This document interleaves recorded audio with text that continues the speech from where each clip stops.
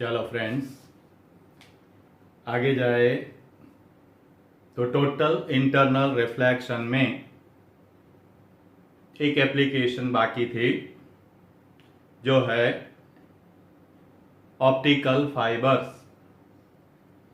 तो optical fibres जो है उसमें टोटल इंटरनल रिफ्लेक्शन होती है।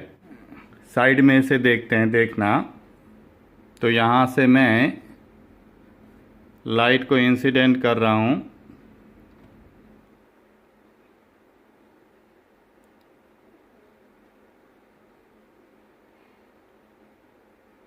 अब देखा, total internal reflection take place.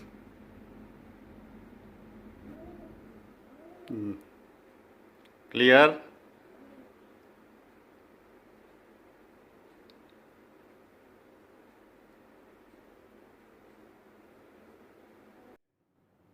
उसकी जो कंस्ट्रक्शन है वो ऐसी होती है एक्चुअली कि जो ये एक्सिस पे सेंटर का पार्ट है जो बीच में, जो कि hair thin long standard of quality glass और क्वार्ट्ज। ये इसलिए बता रहा हूं कि ये जो ऑप्टिकल फाइबर का मेन पार्ट है, कोर, उसकी रिफ्रैक्टिव इंडेक्स हाई होती है, वन थिंग। इसलिए हम क्वार्ट्ज का यूज करते हैं, मतलब जिसकी ग्लास की क्वालिटी बहुत हाई है, रिफ्रैक्टिव इंडेक्स हाई है, जो ये कोर में है, लेकिन उसकी डायामीटर जो है वो डायामीटर कैसी है, बहुत ही कम। कितनी? तो कि हमारे जो हेयर है उस थिकनेस की, हेयर थिकनेस, जिससे कि वो इजीली बेंड हो सके, जैसे बेंड करना चाहे वैसे उसको बेंड हो सके, फ्लेक्सिबल रहे, ऐसी उसकी कोर है। It's very thin and glass of very high quality ये। लेकिन उस पर कोई पॉल्यूटेड गैस या पार्टिकल्स ना लगे, उसकी रिफ्रैक्टिव इंडेक्स चेंज ना हो, इसलिए उसको प्रोटेक्ट करने के लिए उस पर क्लैडिंग की जाती है। ये ऊपर का जो पार्ट है वो हो गया उसका क्लैडिंग, जिसकी रिफ्रैक्टिव इंडेक्स कोर की रिफ्रैक्टिव इंडेक्स से कम होगी। क्यों? तभी तो denser to rarer total internal reflection की दो कंडीशन थी। एक थी डेंसर टू रेरर, रे जानी चाहिए, and second thing angle of incident is more than it's critical angle. और वो रिफ्रैक्टिव इंडेक्स कांस्टेंट रहे, इसलिए उस पर क्लैडिंग किया है।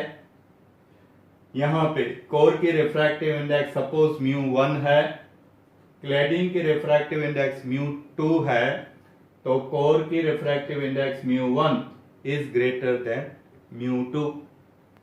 लेकिन ये जो फाइबर ऑप्टिक्स हम डालेंगे कहां पे, आपने देखा होगा कि अभी एक साल पहले रिलायंस वालों ने पूरी पाइप बिछा रखी थी, तो वो खड्डा लगा के अंदर से पाइप, तो क्या होगा, जो मिट्टी है वो जो सब क्लैडिंग पे लगेगा तो उसकी सरफेस शायद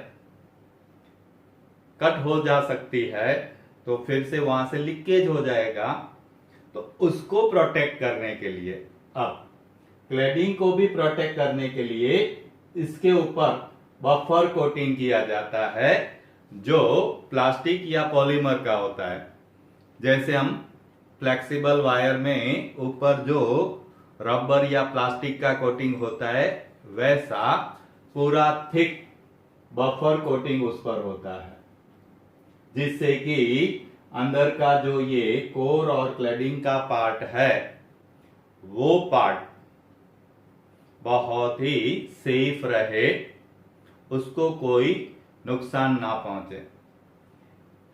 तो ये इसको बताया है उसकी डेफिनेशन में, जो हम कह सकते हैं कि यहां पे an optical fibre is a hair thin long standard of quality glass और quartz। क्वालिटी ग्लास बहुत टाइप के होते हैं, फ्लिंट ग्लास, क्वार्ट्स, तो ये क्वार्ट्स का बना है, और surrounded by a glass coating of slightly lower refractive index. Core की रिफ्रैक्टिव इंडेक्स से थोड़ी कम रिफ्लेक्टिव इंडेक्स वाली जो है उससे हम उसको कोटिंग करते हैं। It is use as a guided medium for transmitting an optical signal from one place to another place. इसका यूज हम करते हैं एज ए मीडियम। कोई सिग्नल्स को एक जगह से दूसरी जगह ट्रांसफर करना है तो कैसे करेंगे? तो नेचुरली बाय एयर भी हो सकता है, बाय कॉपर वायर भी हो सकता है, और बाय ऑप्टिकल फाइबर भी हो सकता है। लेकिन ऑप्टिकल फाइबर्स का हम यूज इसलिए करेंगे कि उसमें 100% एनर्जी जो है वो ट्रांसमिट होती है, there is no loss of energy, और इसलिए फायदेमंद है और कोई डिस्टरबेंस भी नहीं होगा। तो ये है उसकी डेफिनेशन, ये फिगर के ऊपर से आप डेफिनेशन बना सकते हैं।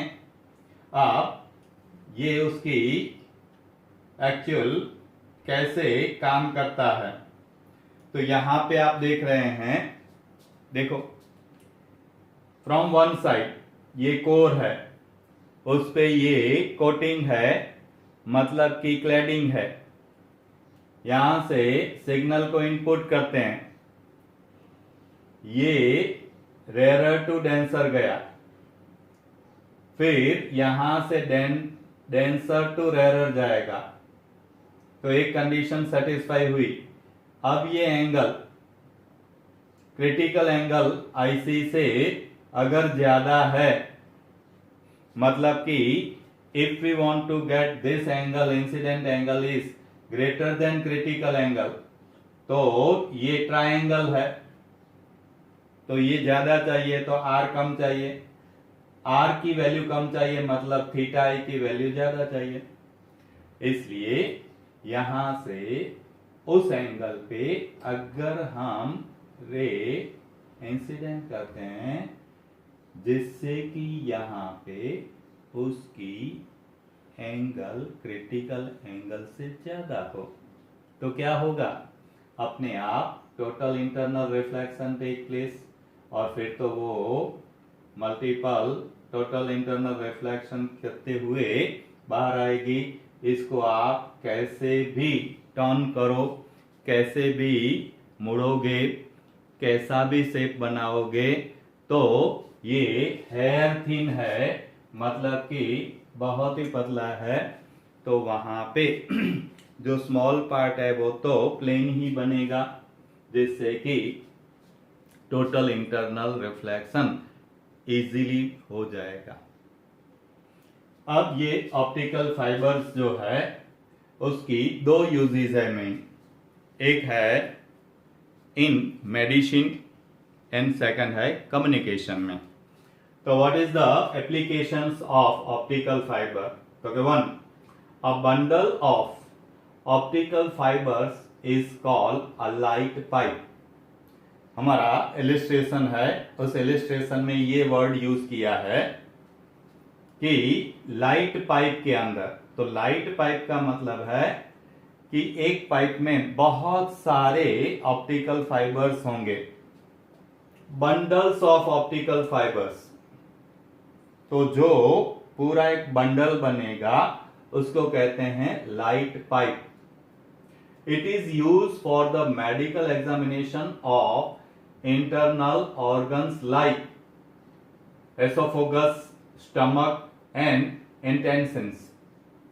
लेकिन कहने का मतलब है कि इंटरनल ऑर्गन्स जो है उसकी अगर जांच करनी है तो वो नहीं कहेंगे कि चलो सो जाओ ऑपरेशन टेबल पे, हम फाड़ के देख लें क्या होता है, अंदर कुछ गड़बड़ है या नहीं। नहीं, तो उस टाइम ऐसे बंडल्स ऑफ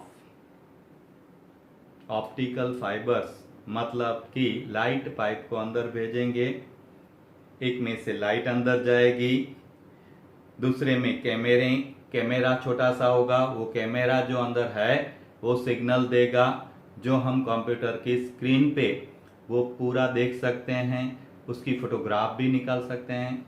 फिर स्टमक में क्या हुआ है तो वो स्टमक में अंदर जाके फोटोग्राफ लेंगे, तो स्टमक में क्या है कैसा है, और डॉक्टर है तो नेचुरली उसको पूरा स्टडी है, तो वो ऐसे इंटरनल ऑर्गन्स जो है उसकी वो डायग्नोसिस कर सकते हैं। ऐसे ऑप्टिकल फाइबर्स और bundle of that means light pipe useful है इंटरनल ऑर्गन्स की जांच करने के लिए। सेकंड थिंग है, there are used to transmit and receive electrical signals in telecommunication. आप अब जो आपकी जनरेशन देखेगी कि हमारे घर में BSNL या रिलायंस की ऑप्टिकल फाइबर आएगी जिसकी बैंडविड्थ टेराबाइट की है, 10⁻12 और टेराबाइट की है, जिससे कि क्या होगा एक साथ हम एक ही कनेक्शन से इंटरनेट चला सकेंगे, पूरी वाईफाई चला सकेंगे, टीवी चला सकेंगे, मतलब कि कम्युनिकेशन की जितनी भी हमारी जरूरत है वो पूरी एक ही कनेक्शन में मिल जाएगी। क्योंकि जो ऑप्टिकल फाइबर में लाइट आती है वो एक्चुअली लाइट को प्रोपोगेट करता है, लेकिन यहाँ पे हमें कम्युनिकेशन में क्या करते हैं तो क्या एक्चुअली वो लाइट की वेव पे जो मैसेज वेव है उसको मॉड्यूलेट करते हैं। मॉड्यूलेट करना मतलब उस पर बैठाना, और वो मॉड्यूलेशन करके उसको पाइप में भेजते हैं,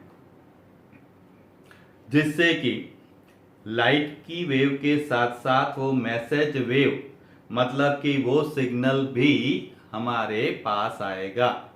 लेकिन हमें जरूरत है मैसेज सिग्नल की, तो वहां पे ट्रांसड्यूसर के जरिए by using the transducer. Transducer का मतलब है a device which is converted one energy form to another form।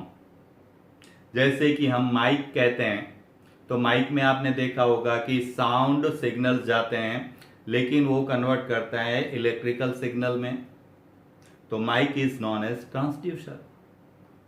फिर स्पीकर्स है, तो स्पीकर में जो सिग्नल गया उसको वो साउंड में कन्वर्ट करता है, that is also transducer. Cameras है, इट्स ऑल्सो ट्रांसड्यूसर्स। टीवी है, ट्रांसड्यूसर्स, क्योंकि वो सिग्नल आएंगे उसको कन्वर्ट करेंगे पिक्चर में और टीवी आपको पिक्चर दिखाएगा।